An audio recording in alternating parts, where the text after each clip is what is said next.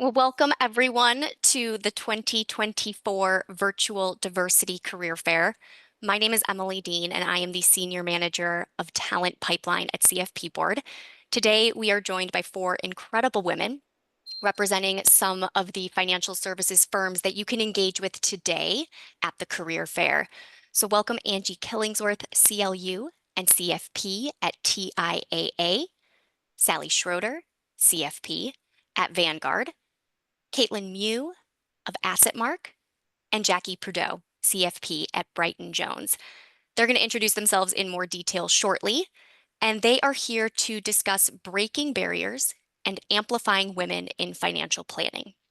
And that's because while the number of certified financial planner professionals who identify as women has grown in recent years, still less than 25% of all CFP professionals identify as women. And so it is imperative that we create opportunities for women to enter and advance their careers in financial planning in order to achieve equitable representation that more closely aligns with the demographic landscape in the United States. So Angie, Sally, Caitlyn, and Jackie are here to provide their perspectives on this imperative, the challenges that women may face in the financial services industry, but most importantly, the resources that women can tap at their firms and beyond in order to break down those barriers.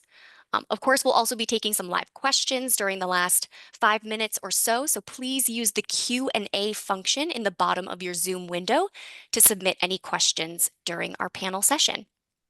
Let's get started.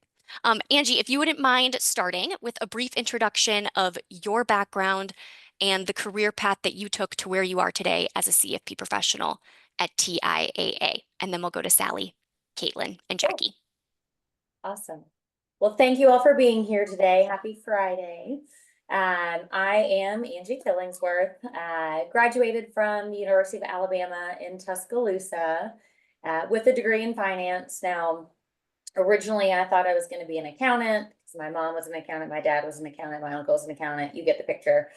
My parents went through a pretty nasty divorce, so I pivoted and thought, oh, now would be a good time to get into financial planning, learn finance, marry the numbers with people, and be able to help people through challenging times and learn myself and help my mom.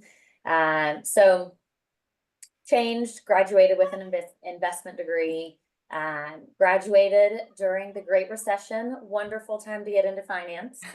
Got into sales, right? And those were the only jobs available at the time. I did about 7.5 years with an insurance company, and it was very commission-based. And I pivoted after that for about a year, went to a brokerage firm, which was a little bit more investment-based.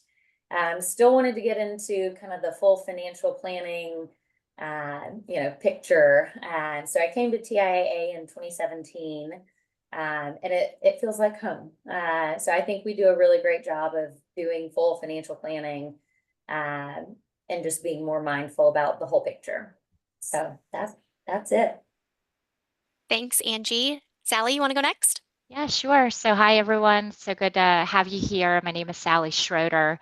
Very similar to Angie, I joined the industry right around the Great Recession. And, I think in hindsight, for all of us that are in the industry, it may have seemed like a really daunting time to join, but it's actually the perfect time for to be in a role in finance or as an advisor, because you're helping navigate a lot of individuals through this really difficult time with their financial goals and the markets. But I joined at a very similar time. I actually went to Appalachian State University in Boone, North Carolina, graduated with a finance degree. I also had a French minor, which is a nice little fun fact, but I don't really use that anymore.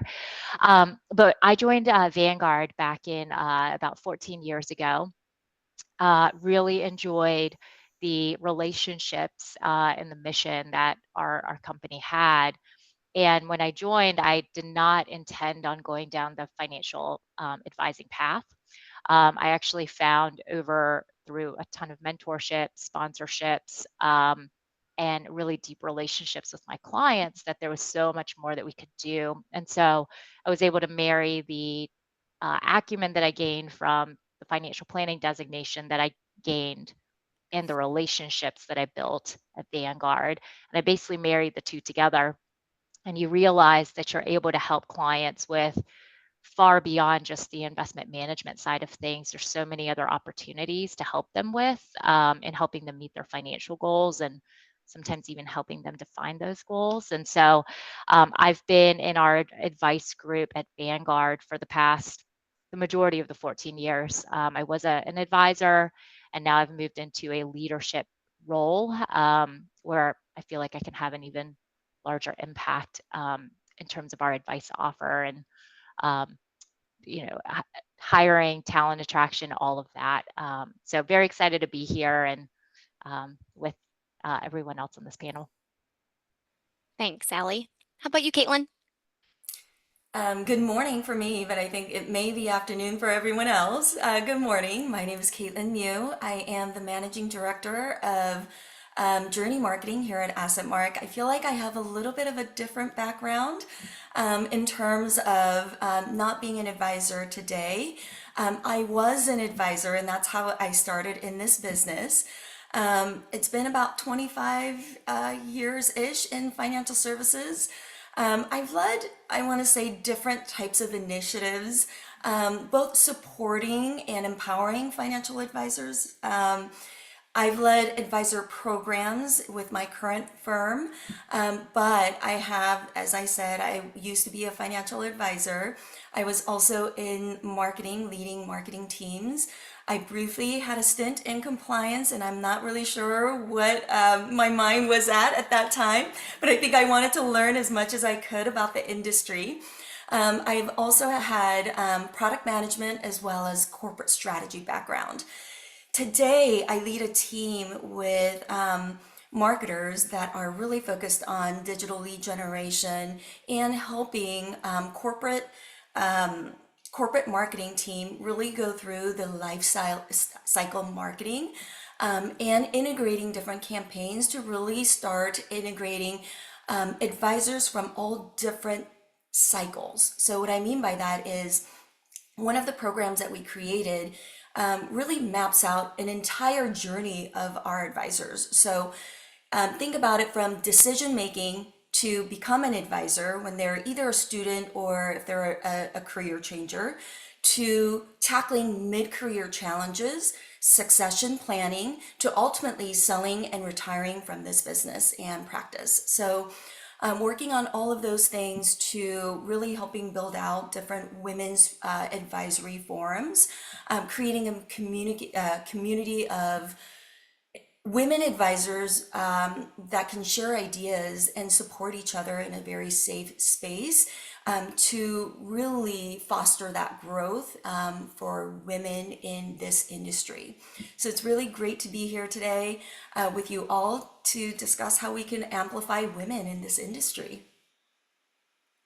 Thanks, Caitlyn. And Jackie. Yeah, thanks for letting me go last because I got to hear the three of them kick things off. Hi, everyone. Thanks for being here. I'm Jackie Prideaux, and I work for Brighton Jones, a firm headquartered in Seattle, Washington. I, like Angie and Sally, also had the fortune to graduate right in the middle of the Great Recession. So really put a unique lens on things as I've had my career go on. And Sally, I was also a minor in French, so that's a fun fact that we can share. I started out in the insurance world right out of college, and I sort of quickly realized that that wasn't quite resonating with what I wanted out of a career like you, Angie.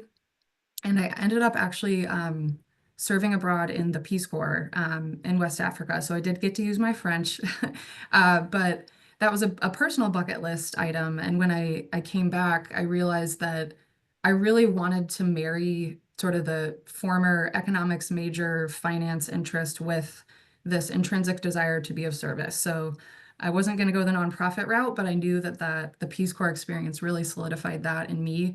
And I sought out a firm that felt like really walked the walk when it came to the service for clients and also for community. So I've really found a great home at Brighton Jones. We do a lot of community outreach and things of that nature, but started at Brighton Jones in a client service administration role, which is really client facing, but much more administrative focused, and quickly realized by watching the advisors around me that I wanted to be in their shoes. So pursued my CFP, and now serve as headed into a role this coming year as a senior lead advisor of wearing both hats of a client service advisor, actually on client teams, and also now running a group of client service folks here at Brighton Jones. So have really loved kind of the reality of doing both of those things. Awesome. Thanks, Jackie. And thank you all for sharing a bit about your backgrounds. Let's dive into our content for today. So, Angie, I'm going to kickstart with you. In your opinion, why is female representation important in financial services? What sets women apart? So I know they're called a ton of different things. If anyone, I can't ask the question, but if anyone has taken an insights test, right, to see their color, blue, red, green, yellow, the introvert, extrovert, those tests, right, to see kind of where you are, what your title, what you're called, I don't know. So I'm a helper. I'm green and yellow. So I think in general, women are great listeners. And, we have the unique ability to help other women, to make them feel comfortable. Female advisors, Emily, you said it was under 25%. I think our statistic, we have like 23%, of our advisors are women at TIAA. I think that's the kind of the national average too. But I feel like the advisor population should match and be reflective of our client base. And there are a lot of women that need our help. And women live longer. A lot of them are widows. Unfortunately, the older generation, a lot of the women did not show an interest or learn. It was the husband, and then they pass away first. And we have 70, 80, 90-year-olds learning kind of for the first time. So I think the ability to have more women, more advisors in the field, more CFPs in the field, would help and serve the population and our clients better. So. Awesome. Thanks, Angie. And so, Jackie, especially in your role as both advisor and a manager or leader, kind of same question for you. Why do you think that female representation is important in financial services, and what sets female advisors and leaders apart from others?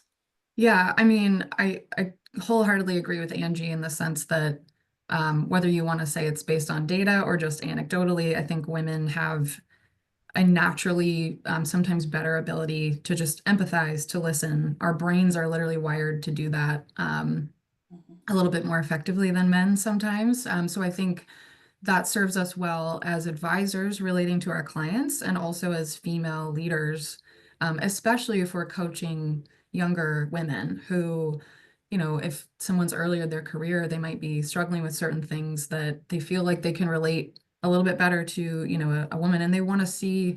I mean, I feel like it's so important for our female colleagues to look around and see female role models doing what they want to do.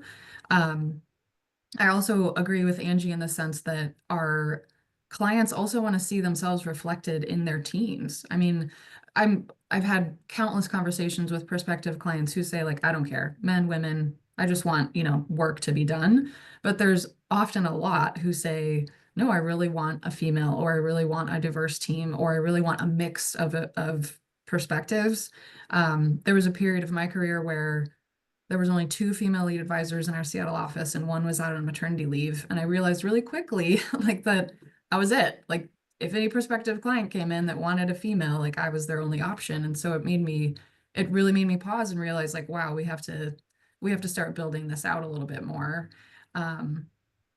And the last thing I'll say is that I think it's also important to recognize too that like, yes, we are women and we have that unique lens, but there's also other things that clients might look at us and want us to be too. So I'm divorced, for example, and so I've found that it's really it's brought a unique perspective that I didn't really think about as I was going through my own divorce, but both men and women have now been able to, probably relate to me better and vice versa, for having that shared life experience. So I like remembering that while I bring a unique perspective as a female leader and a female advisor, there's sort of other hats we can wear along the way too. Thanks, Jackie. So we've heard of like why female representation is important and what qualities can set them apart. But Caitlin, can you tell us a little bit more about the how, especially from your marketing and branding perspective? How can women gain a competitive advantage and set themselves apart through marketing and branding efforts? Yeah, thank you for the question. I think I completely agree with exactly what Jackie and Angie were talking about in terms of clients walking into an office and asking for women advisors. And yes, we have to be able to reflect our own demographics and life experiences in people that we want to entrust our money with. And that's right now not the case. So there's a huge opportunity for women. And I want to make sure that when it comes down to it, that the women representation doesn't just kind of stop with that interest, that it moves forward with action and execution. Before I go into the whole branding and marketing, let me go ahead and share some of the nuggets that our firm found in our recent study. We conducted a top advisor study recently and this year, and our goal was to figure out what is setting the top advisors apart from other advisors that may be struggling initially, right?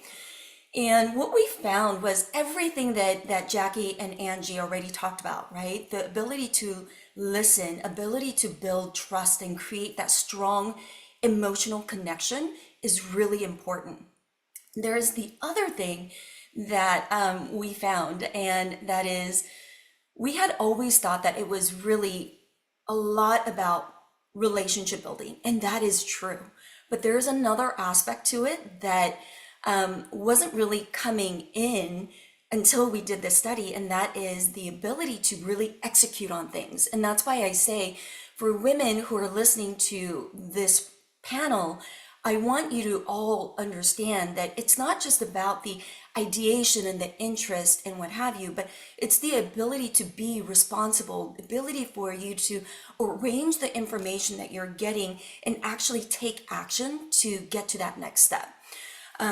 Responsibility, being an achiever, being an arranger, a learner, and relator were the top 5 that we initially found, and I thought that was really interesting. In terms of the brand, before I moved into the marketing role at AssetMark, I was leading a team that really focused on advisor programs from a business consulting perspective. One of the things that our business consultants found by talking to women, successful women that were really able to propel their growth really quickly, was exactly what Jackie was talking about. Really focusing on that niche and saying, I've went through this, or I specialize in this, right? One of our top successful advisors really focused on divorcees, helping them really understand and bring what they need to do through that process. And her branding and marketing presence is all about that. In their elevator pitch and in their branding all throughout their website, that's how they're branding and marketing themselves, right? This is what I do specifically for my clients that are going through this process. Another successful advisor, a female advisor, is focused on the LGBTQ, right? And going through saying, hey, here are what the value that I can bring in. So be very focused, be very thoughtful about the actual clientele that you are marketing to. And the other exercise that we've gone through in our women's forum that I think it would be really helpful to this group is Ask your colleagues and clients if you're already practicing. Ask your colleagues if you are a career changer, and ask your fellow students if you're an existing student thinking about this process. Ask your and make sure that you're asking those people that you align really well with and do not align really well with. Maybe you're not aligning, or maybe you have differential opinions on different things. Ask both populations, what are your top 5 qualities? And see if that aligns with what you think is your brand. And go through that exercise and really start understanding where your strength lies internally, what you think is your strength, and then where your colleagues that really align with you say is your strength, and those with dissenting opinions say is your top 5 strength. And make sure that you combine those and really utilize those things to figure out what your focus should be in terms of your brand and marketing. I think that's really actionable advice, Caitlin. Thank you so much. Let's pivot to the unique challenges that women might face when entering or advancing within financial planning. So, Angie, this question's for you. Have you personally experienced any challenges, and how did you overcome them? No challenges. I'm just kidding. First of all, I would like to say, Caitlin, thank you. I mean, I was like jotting down everything you said. That was very helpful. I love the like asking people you align with and don't about top 5 qualities. I think that's great for anyone to build from wherever they are, right? Students, working, career changers, anything. So thank you. Challenges, yes. If you can't tell, so I did go to the University of Alabama. I'm also from Alabama, little accent. So when I first started, obviously right out of college, young in the South, lots of men that you're working with, right, in the field. And I was told by a lot of them, oh, honey, you could be my granddaughter. You're so young, you're cute, you're my a lot of those comments. So I realized early on, right, I need to be relevant quickly. I need to prove my knowledge so I can be taken seriously. Part of the reason why I got my CLU, I got my CFP, I wanted some letters behind my name to be able to, right, have that like instant credibility. I was told some places, oh, you should cut your hair. Oh, you should dress differently. You should talk, you shouldn't smile so much. So, no. Got a lot of hair. I didn't cut my hair.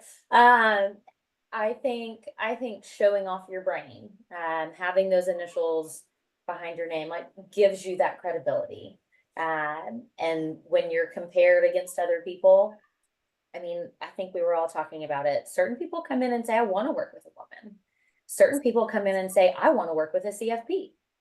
Well, if you're the only female, if you're the only CFP, like guess who they're going to come work with, right? So I think, there are some challenges because different people think different ways. That's okay. You're going to work at different places and have different people tell you different things. Be you. Get an education, learn. I think, Caitlin, one of your achiever, learner, something, relator, and I've got the 4th one, I didn't write it down. But like be hungry, right? And get get your CFP. Oh my gosh, that's a no-brainer for me. So, okay. Thanks, Angie, and thanks for sharing that story. I really appreciate it. Sally, let's talk about some misperceptions that you commonly hear from women entering or advancing through this career. I'm also noticing a couple questions in the Q&A right now, specifically from potential career changers. So maybe if there's anything that you could provide on that topic specifically, any misperceptions you're hearing from that audience, and what advice you might give to a career changer that identifies as a woman? Yeah, I love the question, and I'm sure we'll have an opportunity as we continue with some additional questions around like resources and things that each one of our firms are really doing to help tackle that. But I think to the question around misperceptions, there's probably two if I had to boil it down. As I was preparing for this, I started sort of reflecting back when I decided to go down this path, and how I felt, you know, in Sally's shoes 14 years ago. And I would boil it down to two things that I hear very, very frequently, both from um, prospective candidates looking to enter or potentially re-enter this field, and those even internally at Vanguard. As I'm meeting with people, mentoring people, the questions I hear all the time. The first one is, this role is all about technical expertise, and that cannot be further from the truth. So if you haven't already heard it from Caitlyn and Jackie and Angie's answers from the prior question, this is very much a relationship-driven business. And the people that thrive in this role are the ones that have high EQ, and focus on the relationships. The acumen's important, but that is helpful for you to bring solutions to the table. And you can't bring solutions to the table if you haven't truly had a chance to get to know the people that you are working with, their fears, the things that they aspire to accomplish, the people that are important in their lives, whether it's their family or any charitable inclinations that they have. And you can't get to the root of those things if you don't have high EQ and have a care to build relationships with people. So that's just foundational. So that's misperception number one. It's not all about the technical. It is very much driven by the relationships. I think the second one I would boil it down to, as a working mom of three young boys between the ages of 3 and 8, work-life balance, where you're going to have the time to get the expertise that you need or to network and enter this field. Again, I'm really excited when we get to what are some of the resources and programs that exist. There are so many initiatives that a lot of our firms, I know all of our 4 firms included, are focused on. And I think that should not be a barrier for women looking to enter this industry. And I think you've got 4 wonderful examples here today. I know, like at Vanguard, we've got return to work programs. We have programs focused on development to help sponsor individuals looking to get additional certifications or explore a path in the finance and advising career paths, and a ton of resources and sponsorship and mentorships that exist out there. So just, if work-life balance, everyone's trying to achieve that. I think it looks different for every individual, but I think it's more about work-life integration and how you're pulling all of these things that you care about, your family, your personal lives, along with your professional lives, and finding the right intersection in your role. And for me, I became an advisor, joined the advice field, and I haven't looked back. So Awesome. Caitlyn, anything you want to add on this topic of misperceptions? I think Sally touched on almost all of the things that I was going to touch on. The only thing that maybe I would add is that don't feel like you need to know everything before you get started. That actually leads to imposter syndrome.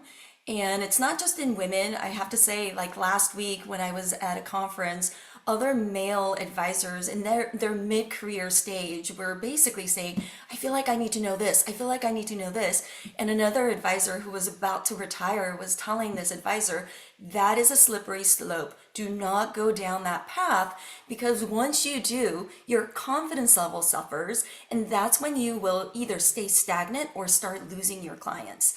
So make sure that you realize and understand that that imposter syndrome that you're thinking about you might have, virtually everyone has it. That's so great, and such a good segue into our next question, which is for you, Jackie.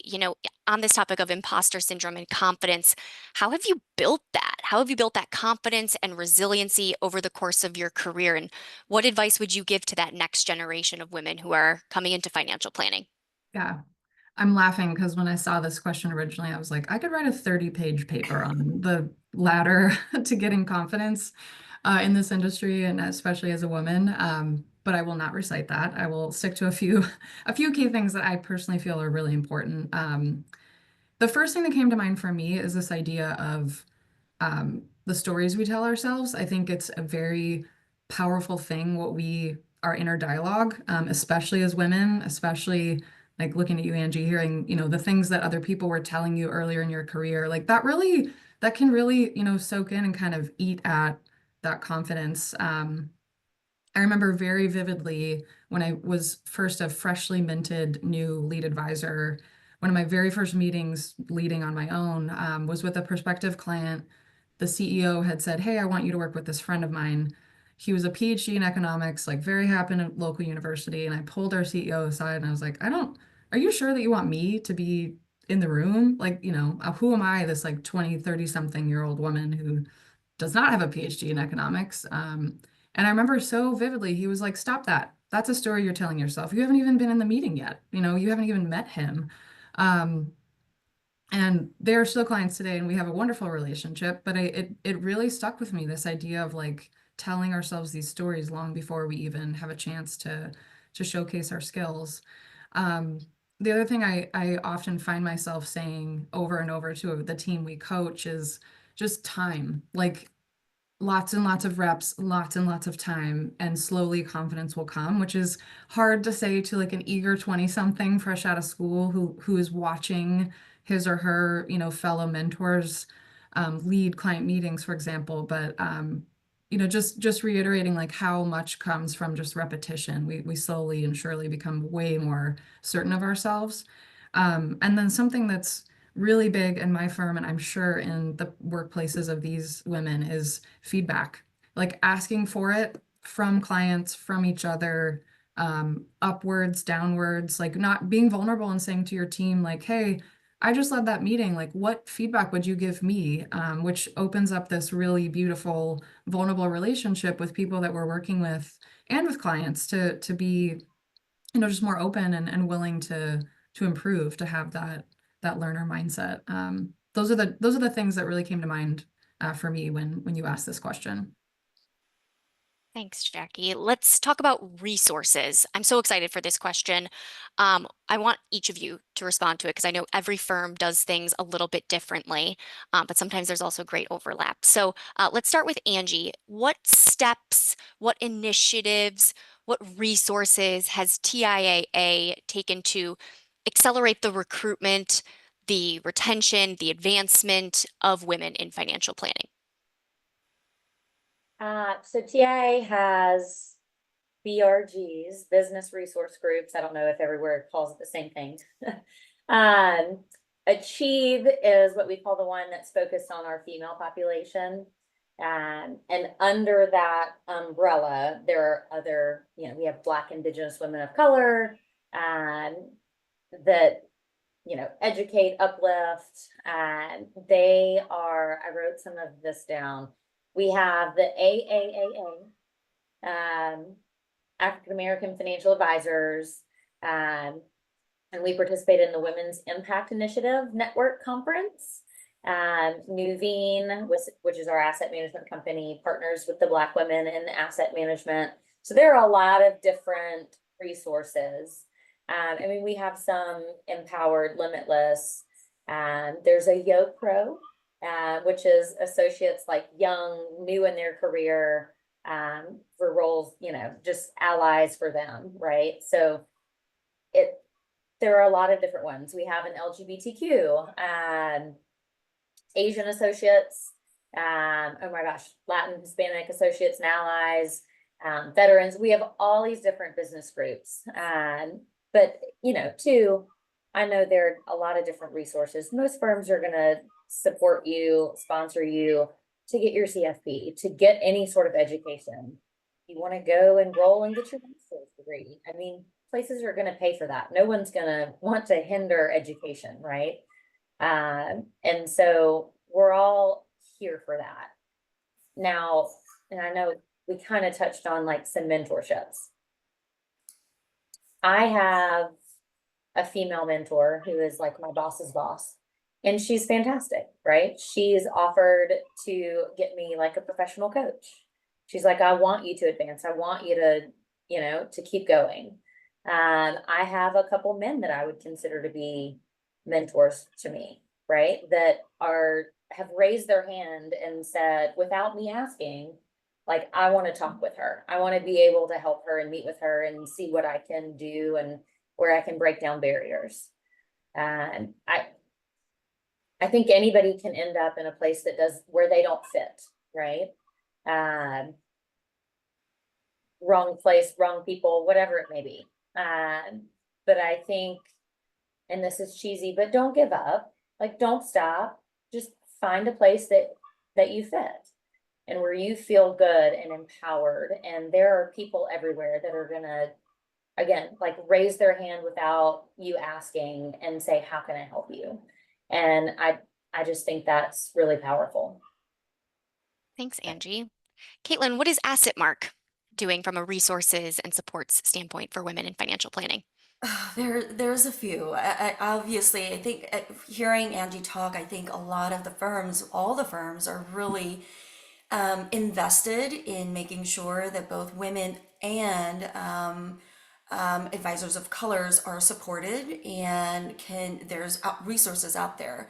I wanted to touch on two different things here because I think I saw a question coming in. What are some of the resources for Black or Latino advisors out there? We actually started creating and started taking an interest list of advisors who are minorities, right, in this field. And we wanted them to get together and start creating something very similar to what we did with women advisor forums, but in a diverse group of advisors. So in this, there will be an opportunity to really help each other with different tips and tricks on what they did to kind of overcome some of the struggles, because more often than not, there's different types of struggles that each of the categories of advisors face, and we wanted to make sure that we create that safe space. So if you're interested in any of those, I think you can contact any one of us, Jackie, Angie, myself, and Sally, to figure out what type of programs we can introduce you to. The second thing is the Ascent program that I touched base on earlier. This is, and I saw some of the questions coming in. There are some career changers. I think one of I think it was Danielle that said she had 25 years of experience in tech industry. She wanted to get into financial planning. What are some of the resources out there? So a key component of Ascent program is focusing on 3 different stages, right? The first stage is that early stage, once you start making that decision to become an advisor, mid stage, and then the late career.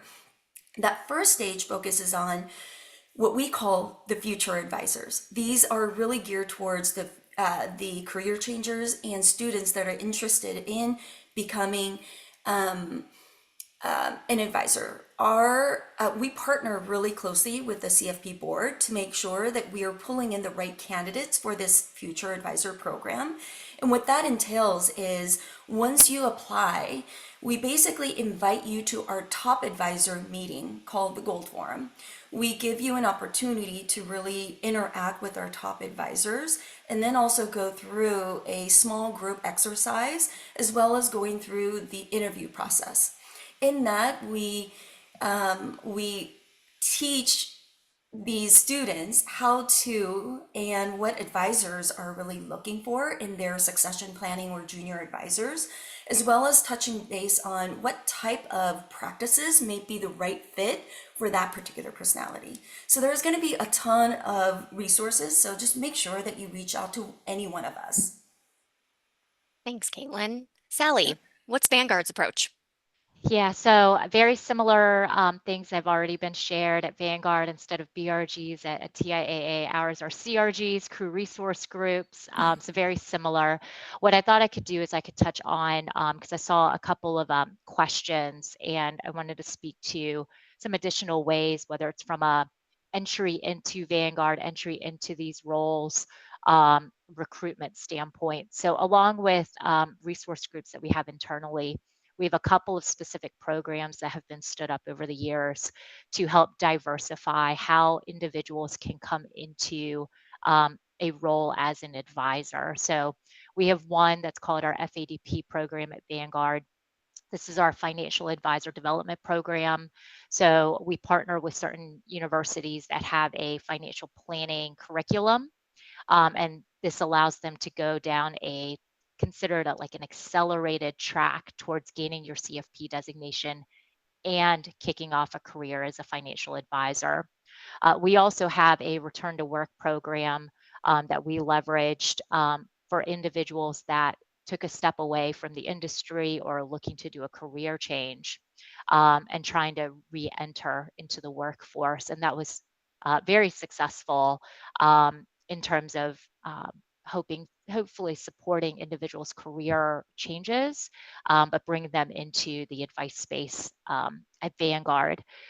We also, from an external recruitment standpoint, I think, benefits and support packages that are offered hopefully helps meet people where they are. So whether it's relocation needs, some individuals are looking for student loan repayment programs, adoption or surrogacy assistance, just certain benefits that can help align with maybe the personal values that people are looking for in an employer. And I think lastly, we have a lot of events internally along with mentorship programs. One that I'd like to highlight is one of my personal favorites. We just had our 7th annual Unwind with Women in Advice event, where essentially it's a networking opportunity. We have a panel of female advisors and leaders in advice that speak towards what it looks like to have a career here. And it's a wonderful way of bringing people across the organization together. Thanks, Sally. And Jackie, how about Brighton Jones's perspective? Wow. I just want to kind of go work at all these places and soak up all of your groups. We're a lot smaller and kind of just getting our start in terms of, we just launched our first women's affinity group this year and looking to launch a similar mentorship program. But just in the interest of time, I'll just say I also read this question and took it through the lens of female clients. We at Brighton Jones have a head of Women Living a Richer Life, or WLRL, and her entire job and her staff's job is to focus on how we synthesize information that's catered to our female clients, given the amount of wealth that's being managed or will be managed by women in the United States. And I think it's been really interesting to watch our advisors also then be able to speak in different ways to our female clients, to think about their own relationship with money in a different way. And while that's not a program that's dedicated just to employees, we have all benefited from it. So it's been really awesome to watch that. But I'll just stop there because in the interest of time, you guys all said really wonderful things already on that topic. Truly, yes. Here. I want to ask a couple more questions. And I know we've talked a little bit in terms of mentorship as a support and resource, but let's go a little bit more granular, a little bit more tactical. Caitlyn, how does someone find the right fit of a mentor? I'm seeing a great question from Emily Williams in the Q&A in terms of, just finding that guidance. What advice would you give someone to get started in that process? I have to break it down, I think, in 3 parts. The first part is making sure that you're getting that diverse perspective. You can't find a mentor that thinks too much like you and just have that person only as a mentor, because in order for you to grow and get the other perspectives, you need someone who's going to actually give you that different perspective, right? So have that person that may think like you, that you may want to emulate, but also at the same time get a perspective from and get a mentor who is completely different in terms of maybe you think one of your weakness is speaking up or what have you. Find someone that has no problem doing that and get their perspective on what keeps them how do they solve their problems, how did they get to be where they are. I think it was Sheryl Sandberg that actually said that in order for you to grow more, you have to get that different perspective. So make sure that you're getting that diverse perspective there. The second thing is being very proactive and intentional. I think a lot of times the mentorship kind of stops working because of the fact that you get this mentor and you don't really proactively reach out and take that next step, right? Make sure that you have that agenda. Make sure that it's a two-way relationship, because you have to be prepared when you meet with your mentor about what type of issue or challenges that you're having. You have to be very self-reflective before you go into that type of meeting. And maybe there are things that you might discover from that conversation that you didn't know before, but you have to kind of have that self-reflection before you go into that meeting. The third thing is the timing. You can't just say, "Ooh, I like this person, I'm going to ask them to be my mentor." You have to have that mentorship kind of build out organically. And so what I mean by that is you've got to build out that relationship before you actually meet them. And think about this as an interview process too, right? You're getting to know that person to see if they would be a good fit for your mentor, and they're doing the same thing with you. Make sure that you're building that genuine relationship before you start needing these type of advice. So for those folks that are career changers, or those folks that are maybe halted because they had babies and they decided to take a step back from their career and now re-entering, go to the community kind of workshops, or go find these great kind of programs that we all talked about earlier, and raise your hand and get to know people in that industry, and then start building that relationship and find out a great fit in terms of mentorship. Thanks, Caitlin. Our Sure last thing. question today is for Jackie. Let's leave our listeners with something really actionable that they can do. So, what questions do you recommend that women ask themselves, that they ask their firm leaders, to really start advocating for themselves? What action, even a very small one, could women take to start breaking down those barriers coming out of today's webinar? Great question. And I love being able to answer this. So thank you. I think this is both introspective and, questions you can ask yourself as you're joining a career, starting a career in your career, and also questions you can think about asking leadership. For me, some of the most important ones are, what am I deeply proud of in my work, and how do I make that more visible? So being able to actually say, like, what is actually fulfilling me, and then amplifying those achievements. I think as women, we often like shy away from talking about what we're good at. On the flip side, where do I want to grow? And is the company I'm looking at to working at, or the company I work for, are my goals aligned with their objectives? Like, are those two things in sync?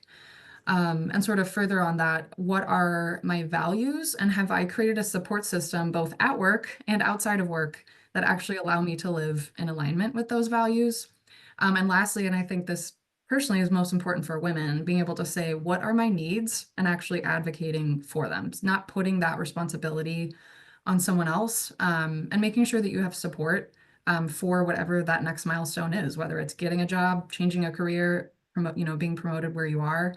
And then lastly, I'll say, just in terms of asking of leadership of where you work, is how do you, leaders who lead this company, connect with people who are different from me or from you, and how does that impact the business?